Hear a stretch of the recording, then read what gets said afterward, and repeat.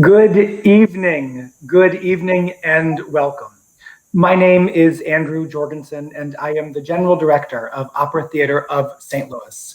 Welcome to the opening night of Opera Theater's 2020 festival season, and to our first ever opening night spotlight. Of course, I would so much rather be in person with all of you in Opera Theater's beautiful festival gardens to celebrate our season together. But necessity is the mother of invention, and I am delighted to be with you online this evening so that we can reflect on the season that was planned, celebrate the artists and the art form, and to share in our love for opera theater. We wanted this evening's experience to be as authentic as possible, with spectacular performances, extraordinary artistry, champagne toasts, and right down to the picnic dinners. I am here at home, but I am enjoying a wonderful dinner from Cess and Judy's Catering. Delicious chicken this evening, and I hope that you are too. If you missed the opportunity to order a dinner from Cess and Judy tonight, you can still order for our remaining opening night spotlights in the weeks ahead to make the experience all that much more authentic. We are truly living in unprecedented and extraordinary times. In recent weeks, we have all navigated the COVID-19 crisis, and of course at Opera Theater, we've had to cancel our 2020 festival season. I am deeply grateful to our community, to our audiences, and our patrons for your continued support. And I especially want to thank our wonderful board of directors led by Opera Theater's inspiring board chairman, Noemi Nydorf. I am also grateful to Opera Theater's many donors. This evening in particular, I'd like to acknowledge our sponsors who very generously supported the planned production of Carmen. After the cancellation of our season, each of these generous contributors allowed us to allocate their gifts to make possible the payments to our 2020 artists and artisans. I hope you will join me in thanking the Stewart Family Foundation and Worldwide Technology Foundation for their leadership support, the William T. Kemper Foundation and Commerce Trust Company for major production sponsorship, and Clayco for production underwriting. I would also like to say thank you to the donors who have made this new online spotlight series possible, PNC Arts Alive, and Steve Trampy and Jenny Gupta. Thank you all so very much. Tonight we will escape to the magic of Opera Theater to enjoy conversation and music for approximately an hour, and then we will spend a few minutes fielding questions from all of you. I hope you will feel free to type your questions into the chat bar below your screen throughout the evening. Of course, tonight we're relying on technology, and technology, much like the weather in St. Louis, does not always cooperate in the way that we want. Though wouldn't you know it, tonight the weather would have been perfect for a picnic supper outside. If you have any problems with the broadcast, try hitting the refresh button on your browser. It's an easy fix, but it often does the trick. And now it's a pleasure to introduce the first two members of our panel. As I do so, I'd like to acknowledge our wonderful artistic director, James Robinson, who is constantly on the lookout for the best and brightest talent in our field, including the artists I'm about to introduce. Jim Robinson is watching from home tonight in Southern California, where he is sheltering in place. Jim, thank you for your partnership and your collaboration always. So first I want to welcome our stage director, Rodula Gaitanou.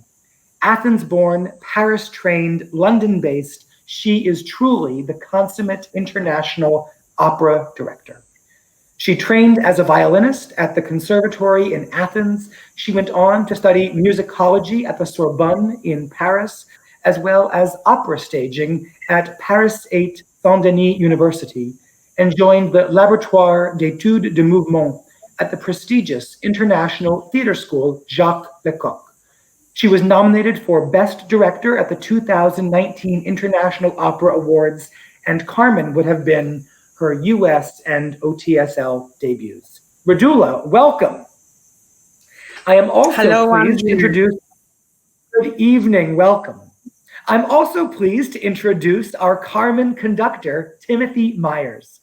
He was a protege of Lauren Mazel and was the first associate conductor of the Castleton Festival, where he led multiple symphonic and opera performances over his tenure.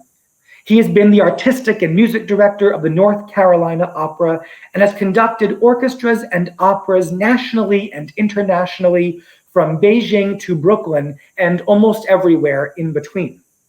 2018-19 was a season of debuts for Tim, including the Austin Opera, the Minnesota Opera, and the Santa Fe Opera, where he led a particularly touching production of Bizet's Pearl Fishers.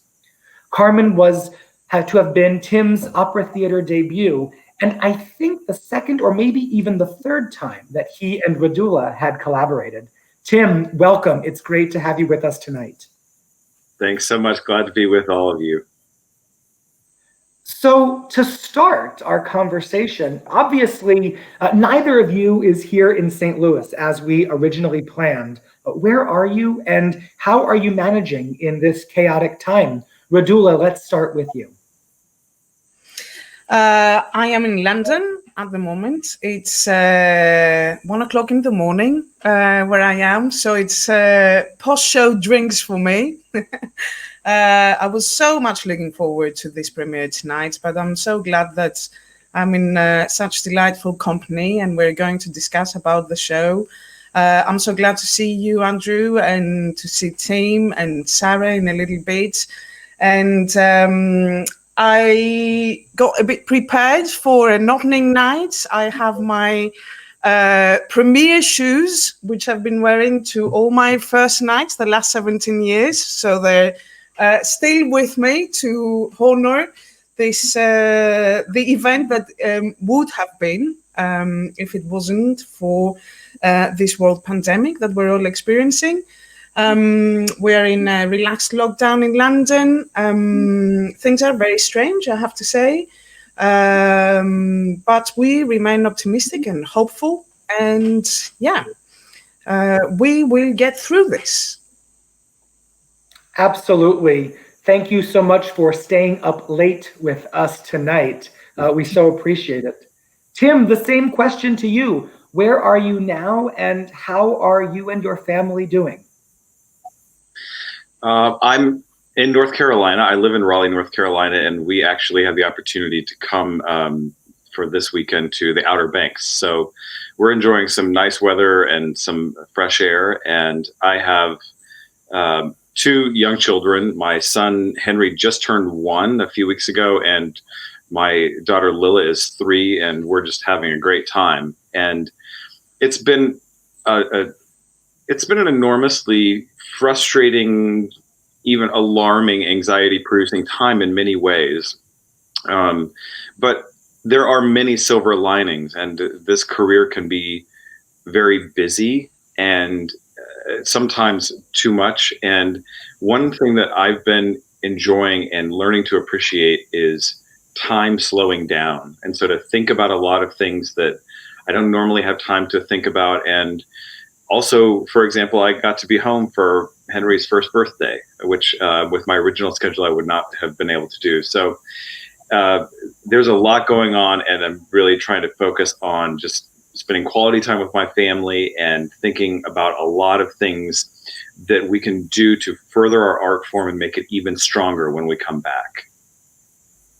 Oh, I absolutely want to talk about that a bit further on. Thank you for being with us, and I'm glad there's a silver lining in being with your family. So we'll see some of the designs for our production a little bit later on. But Rodula, could you talk a little bit about the concept, the time and the place in which you were envisioning this production to take place? And as you begin, I think we have some slides to share with our audience of the research images that you and your team put together to inspire our production. Absolutely.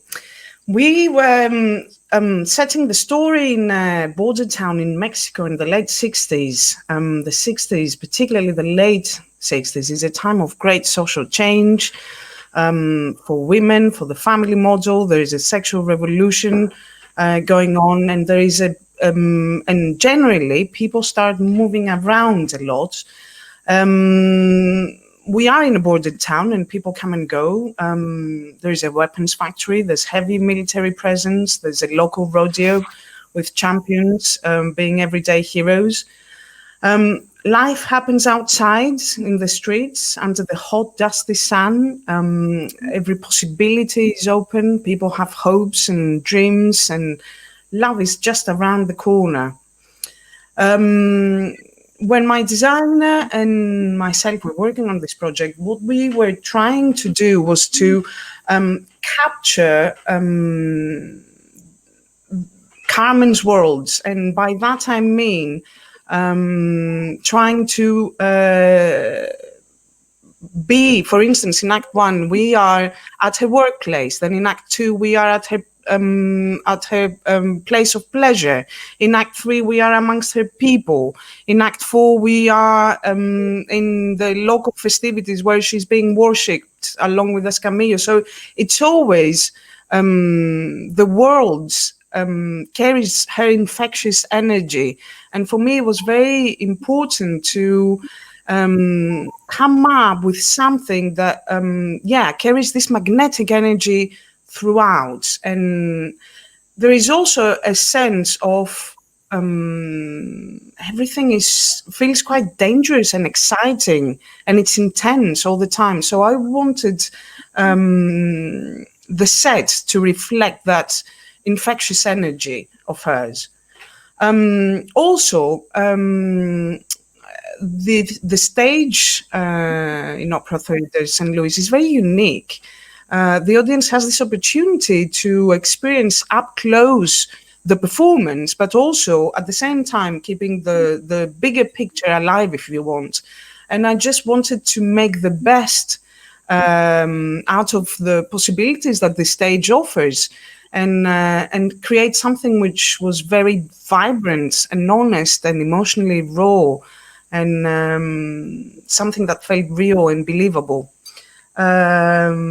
It was I had a great time working on this project, I have to say, and with team as well. We were together only in October, last October, working on Don Quixote in Ireland for the Wexford Festival Opera, but we were already discussing Carmen, and it was very, very exciting. Our talks and our ideas and even our cat's version was fantastic, actually. That's right. The best set of cuts. Yeah. It was a great version that you put together. Tim, I wonder, I don't think this was your first time visiting Carmen. What musical ideas were you looking forward to exploring in this production? And tell us a bit about the version that you and Rodula were putting together and the work that you were putting into this opera theater debut. Yeah. Well, Rodula and I first worked together in 2016 in Ireland at the Wexford Festival, doing a production of Barbara's Vanessa. And we quickly fell in love with each other and just became not only dear friends, but dear collaborators. And it's just, she's one of my favorite directors with whom to work. And so we were very excited about creating our own Carmen. And I don't tend to come into these kind of productions with a set musical experience that I want to provide. This would have been my fourth production of Carmen. And so I know the piece very well. One of the things I love most about my job is going in and being in the moment, being present with the people who are in the room, and really creating something that is entirely authentically us for every moment, and finding all of these things. And I love that part about our craft, and Rodula and I work really beautifully together that way. And so, of course, there are stylistic things. Of course, you want to have real French style and the orchestral sound and some of the vocal stylings. But I love just coming in and taking everything there and making the best possible sum of all of those parts with my colleagues. And that's what I'm most passionate about in conducting operas. And it would have been such a pleasure to hear your collaboration with our great partners, the St. Louis Symphony Orchestra. I have to say that we did not know that the two of you were such close collaborators when Jim and I had the idea to put you together on this project. Or maybe Jim knew, I certainly didn't. I'm so sorry we weren't able to make that happen right now. A question to you both, thinking about visiting this piece as a fresh iteration of Carmen, how do you keep these great classics fresh? Carmen's one of the most performed operas. How do you keep a work like this fresh every time you visit it for audiences who may be seeing it for the first time or who may be seeing it for the 50th time? Rodula, what are your thoughts about that? The thing is that for me, Carmen is a genius work. It sort of works on its own. You know, you don't have to do much. I think my job as a stage director is to have a very honest approach towards the piece. In a way, I'm quite aware that people come to see it and they have their own, preconceived idea about their own version of it, what they want to see. And I'm not trying to confront that, but I am trying to give my own reading and an honest and emotional response to the piece. It's, the classics are classics for a reason, and I love them all the more for that. And the other thing is not to be afraid of the classics. That's the other thing. You know, it's a massive piece, and one has to approach it with great passion and love and generosity. Tim, I see you nodding your head. Yeah, I see you nodding your head, Tim. What is your thought on that question? I love the classics because they're always fresh, right? And there's always something new to find. And these pieces like Carmen are forever. And there's always some truth, some human truth to find in them. And that's what's amazing about what we do, is we get to mine that truth out every time. And so I don't look at doing classics like this as, oh, we're just doing a repertoire piece, or, oh, we're this or that. I think what's amazing about it is when you really get into the piece and the head of the composer and the librettist, and you really look, there's always something in these masterpieces to find anew. And it's really exciting. It certainly is. And it doesn't hurt that this opera has some of the greatest tunes that were ever penned for the opera stage. Thanks for this great discussion. But now we get to hear a little bit of Carmen, an aria sung by our very own Carmen. We're going to enjoy a video that Opera Theater produced in December that was intended to help us promote this wonderful new production. I'm so glad that we can share it with you tonight. Please enjoy the habanera from Carmen, sung by mezzo-soprano Sarah Mesko with pianist Adam Nielsen.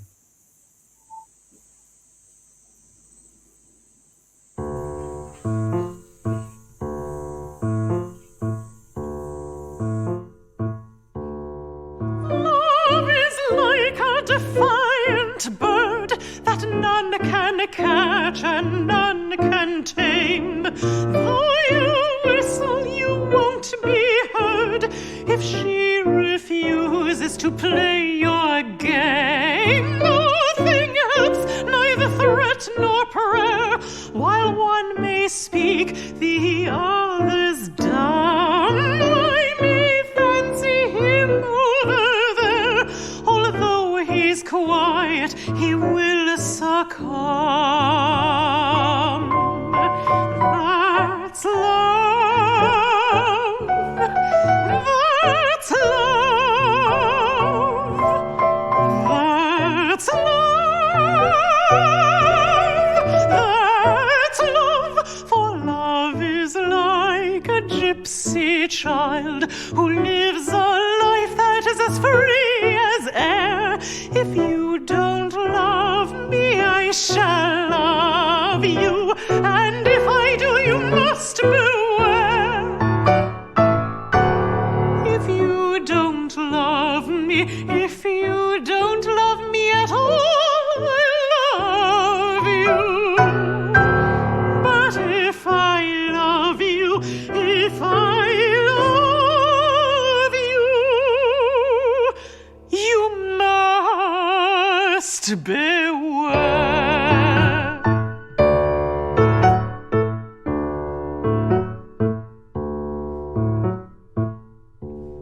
When you think you have found a mate, she flaps her wings and off she flies.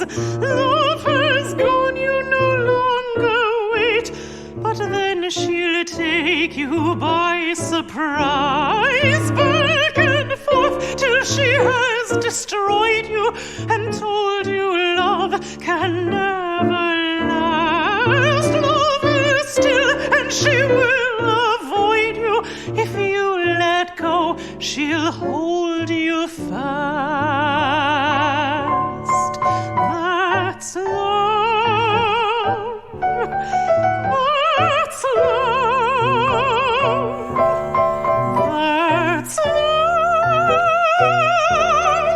That's love. For love is like a gypsy child who lives a life that is as free as air. If you don't love me, I shall love you, and if I do, you must beware.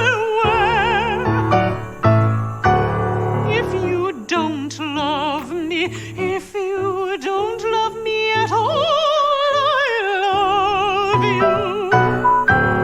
But if I love you, if I love you, you must beware.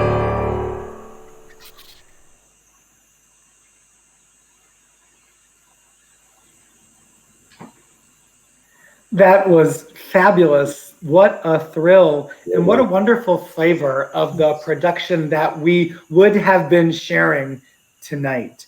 We are so fortunate not just to hear from Sarah Mesko, but that she will now join our discussion as well.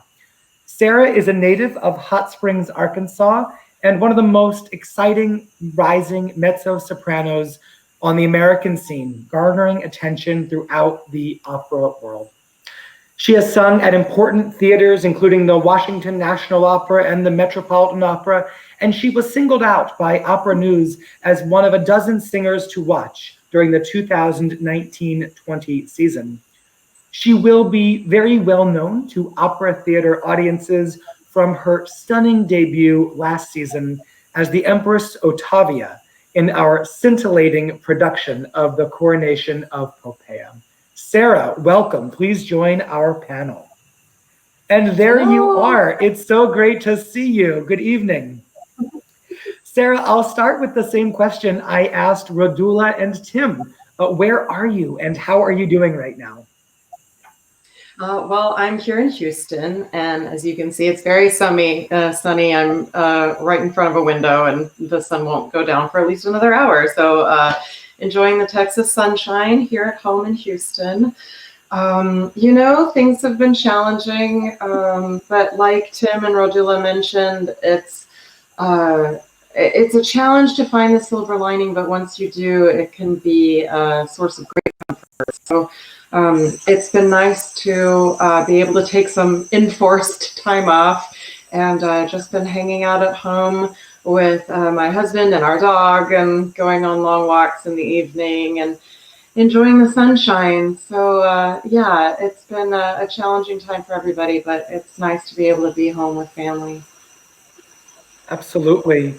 Of course, we wish you were here in St. Louis with us tonight, especially having just seen that thrilling video. Congratulations on such a great performance. Sarah, Carmen is one of the iconic roles in the operatic repertoire. And I know it's one that you've sung before. I had the pleasure of seeing you sing it when we worked together at the Washington National Opera. How do you think about taking on one of the great Mount Everest roles of the canon? And how do you relate to Carmen? Do you understand her, or is she totally perplexing to you? Really good question. Rodula had mentioned that most audiences already have in their minds a version of Carmen in their head that either they've seen before or that they think the show is or that they think the character is. And so because I sing a lot of early music, I sing a lot of Rossini that nobody's ever heard of before. Tackling Carmen for the first time was terrifying because I thought, oh my gosh, people have ideas about this lady, and what if what I do doesn't fit what they think? But I eventually became to really love sinking my teeth into this very, very complicated character. And it's especially fun. My husband and I had a joke when I first performed Carmen that Carmen is the character that I play who is least like me in real life, and that includes the trouser rolls. Because in regular life, I'm so boring. I mean, I cross stitch for a hobby. I plan. I'm cautious. And Carmen is none of those things. Carmen steps into her power with bold abandon, and that's one thing I love about her. I can definitely see. I see her vitality in everything that she does, and she doesn't always make the smartest choice or the safest choice, but she makes her choice. And once she's made her choice, she sticks with it. And I've always really admired that about the character. So I love playing Carmen. Well, it's evident in your singing and to hear you talk about it. And Sarah, on a personal note, I have to say, of course, this was the first season that I was able to plan from scratch at Opera Theater. And casting you as Carmen was one of the first big choices that I got to make in collaboration with Jim and also with your former manager, Damon Bristow, who has since joined Opera Theater as our Director of Artistic Administration. It's a small world, but all roads lead to Opera Theater of St. Louis for sure. Sarah, staying with you, your path in singing included several young artist programs. As you know, Opera Theater's Jardine Young Artist Program is one of the great training programs in this country. Tell us what makes an effective young artist program, and what is the impact that these training programs have had on you and on your colleagues? Yeah, young artist programs have been really instrumental in my singing, and I can only speak from my experience. And I feel like one of the early programs I was in was, of course, at Washington National Opera, which we both have a long history with, that company. The K-Fritz program, it's a 2-year program. And not only did I get a lot of great coachings, I studied Carmen for the first time in that setting, in a very safe environment. And I coached Carmen. But the most important thing for me at Washington National Opera was I was just out of master's degree. I had the good fortune of having really good foundation in singing from my teachers over the years, but I had no idea how an opera company worked. And I had no idea what rehearsal schedule would be like. And so getting to see from the opposite side of the curtain, oh, this is who you ask when you want your rehearsal shoes in rehearsal. Here's who you ask if you want to have a friend drop by the rehearsal room, and if that's okay. And so I learned so much backstage etiquette and how to be a good colleague. And it was an incredible experience for me. And I also have a really close relationship with Santa Fe Opera. I was able to do their apprentice program for 2 summers, and that made such a huge impression on me. I was surrounded by the best singers of my generation, and we got to look up to the main stage singers who were doing incredible things right in front of our eyes every night. And so that's actually how I met Damon, who was my manager for a long time. And it is such a small world. He happened to come to Santa Fe, and that's when our friendship and our working relationship began. So yeah, young artist programs, I definitely wouldn't be where I am without them. Oh. Tim, you've also had great experience with young artist programs, both being in them and also in training some young singers. Your journey began in part under the wing of the great Lorin Maazel and others. Tell us just a bit about your journey to becoming one of the really established young maestros in our country, and how that's impacted your perspective on the training of young singers. I'm so passionate about this, so I'm really glad I get to talk about it. Now I remember when we were kind of ramping up and things in St. Louis, I wrote Damon and I said, I want to do whatever I can do to help with the young artists. Whatever you deem necessary or helpful, I want to be involved, because I think it's such an important thing, because what we do is a craft that is passed from person to person in live experience. And so when I had the privilege of working with Lorin Maazel, to work with someone with that, not only that musical talent, but the knowledge of the repertoire and the experience with orchestras, countless orchestras all over the globe, you learn things that you couldn't possibly learn in any other way. And for example, this is why having Patricia Rissette in St. Louis leading the program is amazing, because she has real life experience all over the globe in the largest opera houses in the world of actually doing the craft.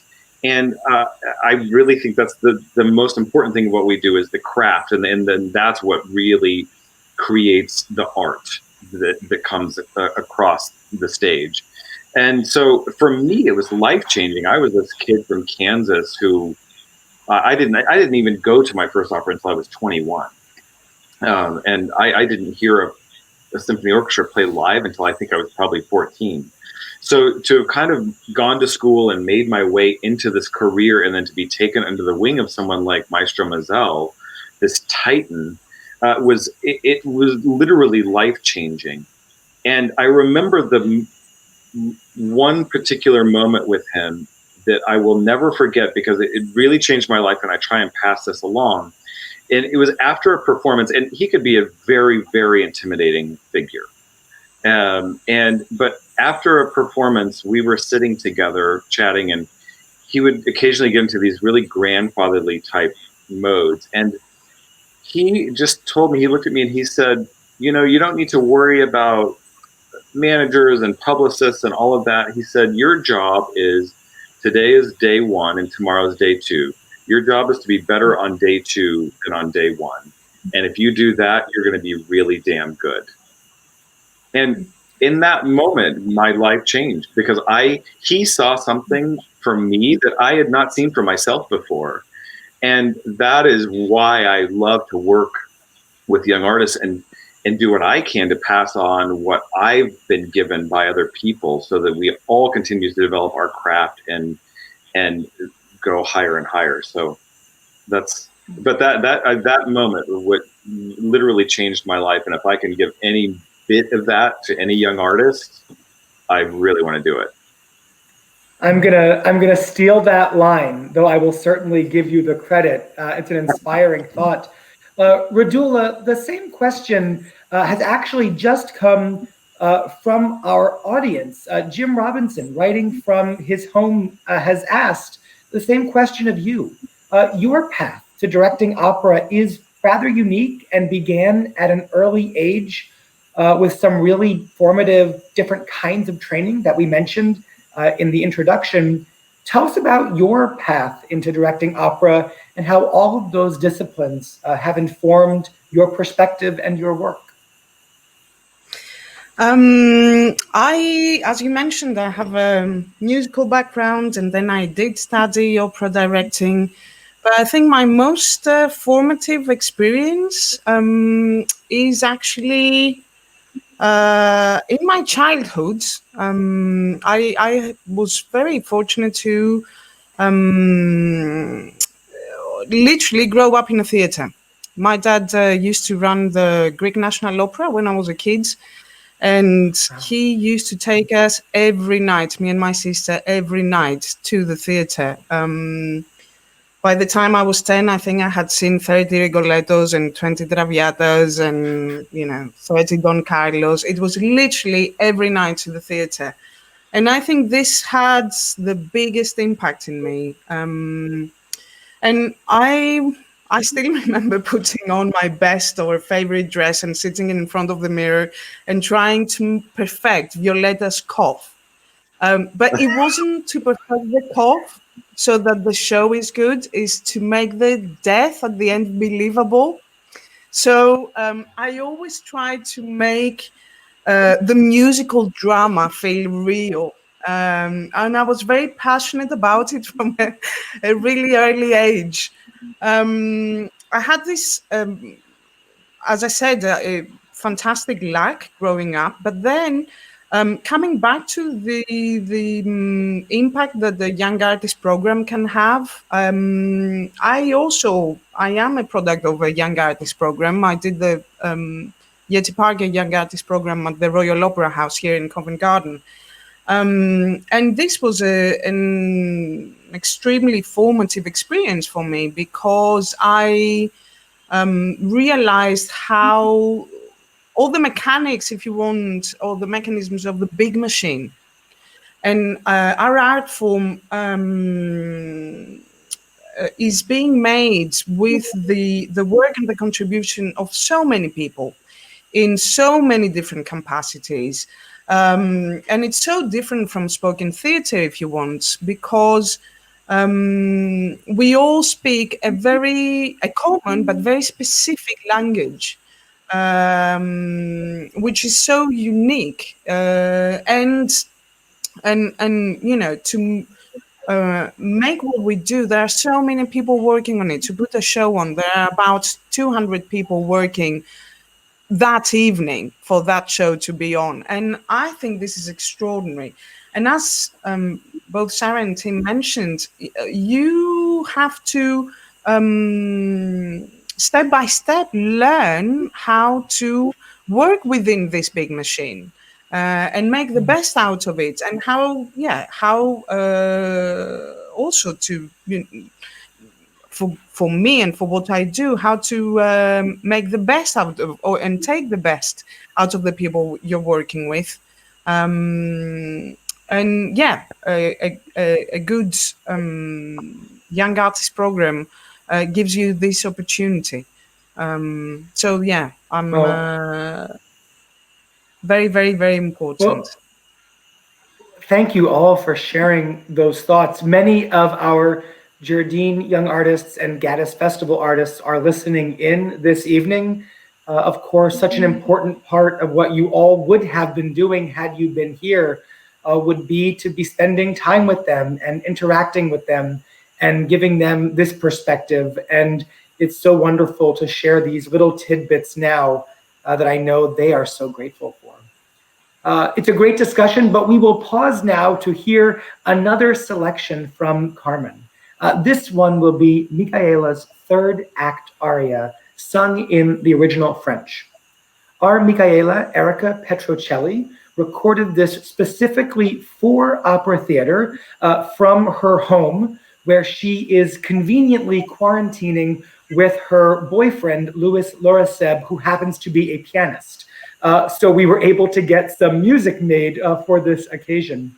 While we enjoy Erica's gorgeous singing, we'll also get to see some of the set and costume renderings for our planned production. Please enjoy.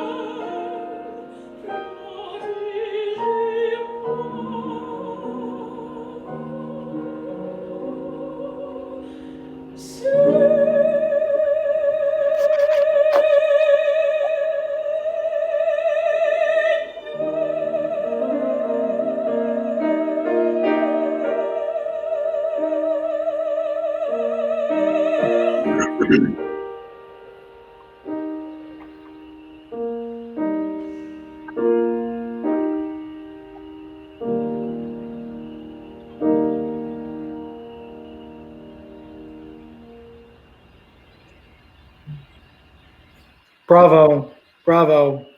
What beautiful singing. And Rodula, what a great taste of this production. Rodula, female stage directors continue to be all too rare, though I hope that we are on a path to change in that area. How did you feel about taking on Carmen? And could you reveal just a bit more about your perspective on the Carmen that you planned to share with all of us?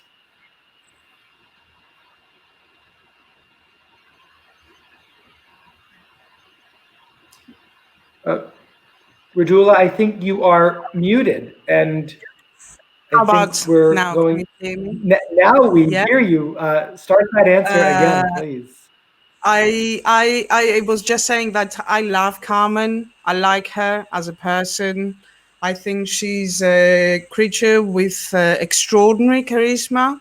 And she has this infectious positive energy and this magnetic attraction. Very often she's portrayed as this monodimensional femme fatale. But for me, she empowers people to to dare to become whoever they want to be. And she, without guilt and with full honesty, which is fantastic. So she's a bit of an icon, a bit of a role model. She is very free spirited and she's not sort of tamed by social norms. And people do attempt to tame her, and they fail, and then they feel betrayed and they seek revenge. But she's an independent force in a world that doesn't allow women to be truly autonomous. I think that her music is infectious. It sets the body and the mind in a sort of perpetual motion.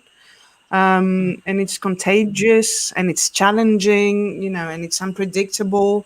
But I think she's a character that is bigger than life in a way. She invites us to think outside of the box and to think with our hearts and to function, taking into consideration our instinct. And I think this might be scary for people. She's quite formidable in this way.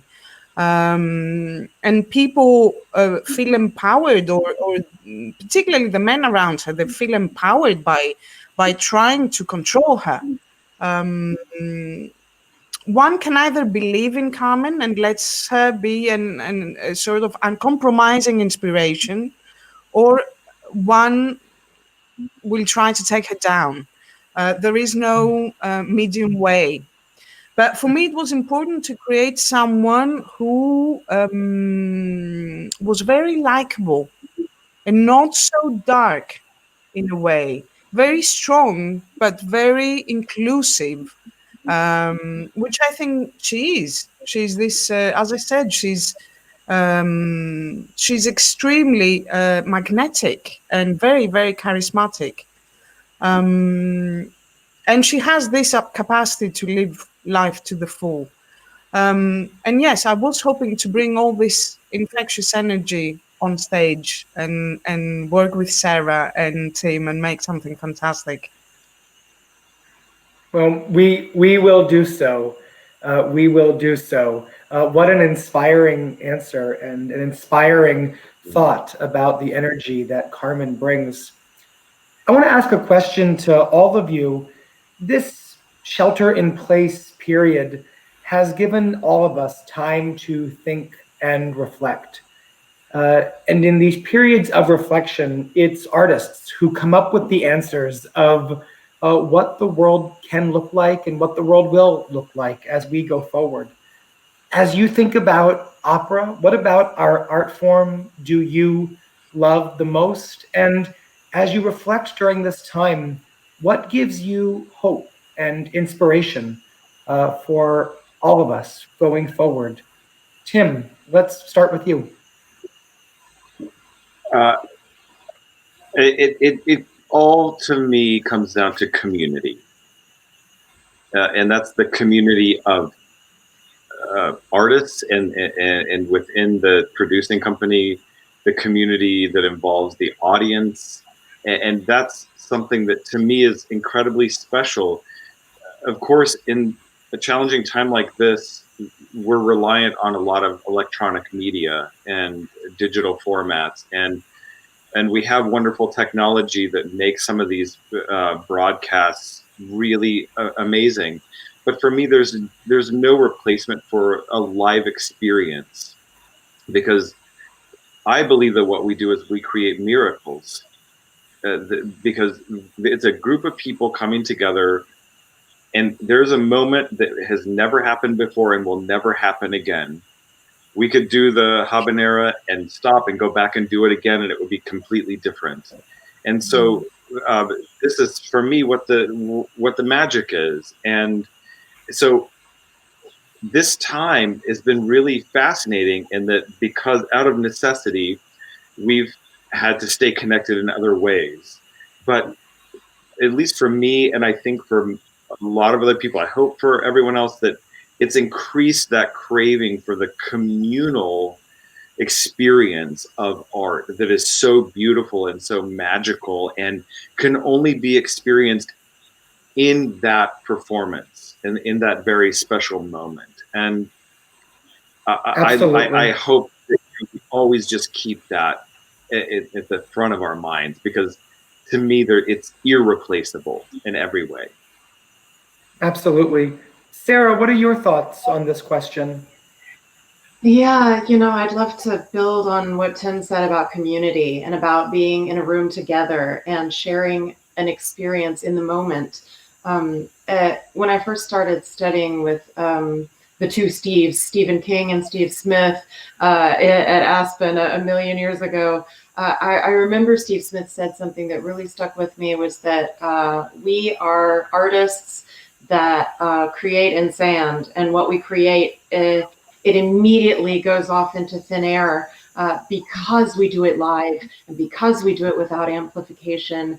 And it is this visceral experience to be together in that moment, a moment that can never be captured again. And so I look forward to when those moments can happen again. I hope sooner than later. Absolutely. Rodula, what do you love most, and what gives you hope and inspiration? I will have to adapt to what my colleagues said. I do believe that what we create is momentary perfection and magic, and I miss so much being in rehearsals, I have to say, and I miss so much creating with my artistic family. And I hope we get to go back to that very soon. I miss the live singing. I miss the live orchestra sound. I miss the very first stage in orchestra, the very first day that the orchestra joins. It's such a glorious thing, and nothing, there are fantastic online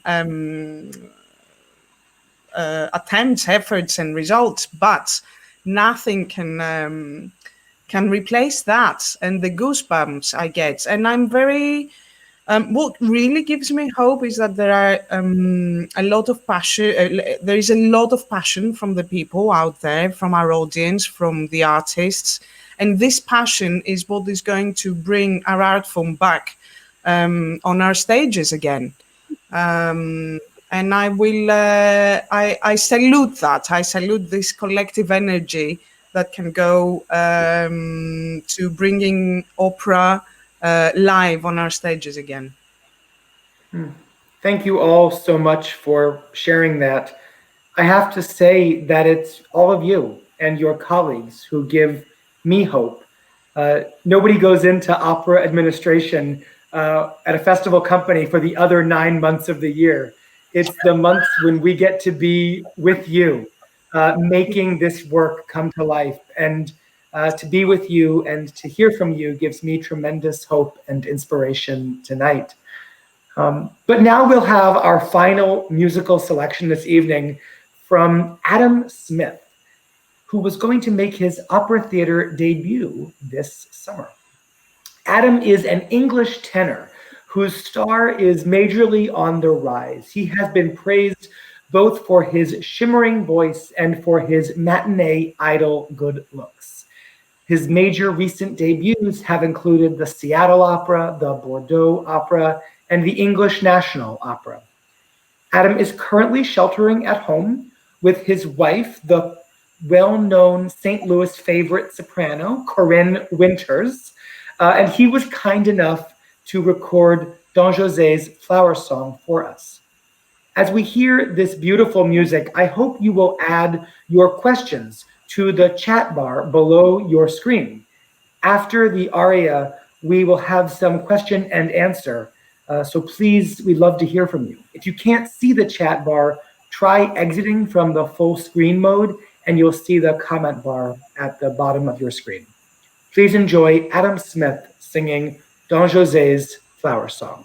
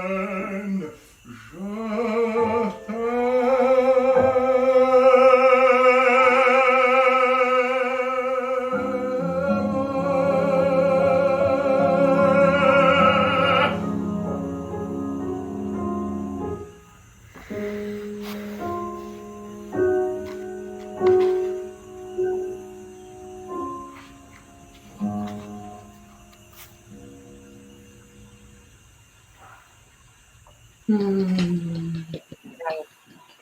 Bravo, bravo indeed. We've got some great questions in our chat. And to start, a question actually from one of our young artists who has tuned in this evening. You all spoke so eloquently about the experience of being younger artists and at the beginnings of your career. What is one thing that you wish that you had known and that you would pass on to those who are following after you? One piece of advice or one thing you wish you had known that you would pass on to those who are now starting their careers. Anyone want to jump in and answer that? Sarah, you're smiling. I think you might have an answer. Yes, you can tell the gears are turning. A long time ago, Galitha Nichols came and did an audition masterclass at the Aspen Opera Theater Center, which is one of the very first programs I ever did. And I learned so much from her. And one of the things she told us has stayed with me this entire time about auditions. She said, when you go into the audition room, it's easy to think that the panel wants you to fail, but actually the panel wants you to be great. They want to stop looking for the perfect Carmen, for the perfect Escamillo. They want you to be what they're looking for. And so somehow turning that around and feeling like, yeah, they're wanting their search to be over. Okay, that made a big difference for me in auditioning. Wow, what a great insight. Tim or Rodula, do either of you have a word of wisdom to pass along? I think the only thing. Oh, go ahead, Rodula. No, please, Tim, you go first, and Rodula, we'll come back to you. The one thing that I would say, it just kind of on a different take, is it always comes back to the foundations, and of your musical skills and your language skills and all of these things, because eventually, as you move through the career and you start to have more and more success, that is the one thing that you come back to every single day. Other elements of the career will change continually and sometimes bewilderingly as you go. But the one thing that you will come back to every day are the foundational elements of your craft, and to always have that home made for yourself to come back to. Wow. Rodula, any thought to share? A couple, yes. I think one thing which is very, very important is to be nice to people, to your colleagues, to the artistic families that you will be making along the way. This lifestyle that goes with the work is very, very challenging. You constantly meet new people, you travel a lot, you stay in places for about a month and a half, 2 months. And I think what always pays back is a very positive energy, good spirits, and honestly, being kind to people you work and meet. That's one thing. And the other thing is keep the passion, the flame of the passion alive, and keep it on. I think passion will take you through. Passion for what you're doing will take you through a lot of hardships. The path is not very rosy, and you have to keep trying and to work really, really, really hard. But I think or at least in my experience, this inner motor that feeds everything is this passion for the art form, and I think this needs to be there all the time. And be generous with your artistry, with your talent, with your energy. Be generous. Be generous, maybe even by staying up till 2 o'clock in the morning when the opera company asks you to do so. And I have to say, it's my complete pleasure. and you have a baby who's trying to sleep. Those are such great words of wisdom. Thank you all for sharing. Another question. Our audience loves our tradition of opera in English, and we had the pleasure of hearing some of these translated texts tonight. Rodula and Tim, could you talk a little bit about the opera theater libretto and the version of Carmen that you'd put together for us? The addition. Okay, this time, Rodula will go first. Right. Sorry, it's a translation by Amanda Holden, which is exceptional. I mean, it's a great translation. I think it's for Carmen and for an opera which is so associated to the French language, and so, you know, the arias are so well known. Sometimes it's difficult to make and for me, being a French speaker, is difficult to dissociate the language from the music. But then I think the English has such an immediacy, and it sheds a different light to moments. So I enjoy this very much, to actually a moment that, you know, it's so linked to this phrase, suddenly you sort of perceive it differently. And I think this is very rich and wonderful. Tim, do you have any thought about this version? Well, there's a couple interesting things in that. Amanda's version that Opera Theater had done before was a dialogue version of Carmen, and we decided to use the recitatives, and so she became involved again in the process in order to do English translations for the recitatives. And what we found out through that process that was really great was she was very flexible and really giving permission to, if a certain word or prosody wasn't working in rehearsal for some of the singer or someone else, you know, myself or Rodula, that she really wanted us to have the freedom to adjust things to really tailor fit it. And so I thought that was amazing that she's done all of this work with this translation, but was also generous enough to say, make it form fit this production. Wow, that's great. One more quick question for each of you. This is rapid fire. Our opera theater audience loves to follow members of our artistic family as their careers move around the world.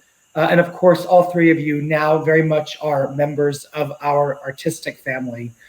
What is one engagement coming up that we really hope will not have to be canceled, and that we can look forward to seeing you in at some point in the next, in the coming months or year and a half? What's something that you're really looking forward to that we can all pay attention to and root for you from afar until we can have you back to Opera Theater of St. Louis?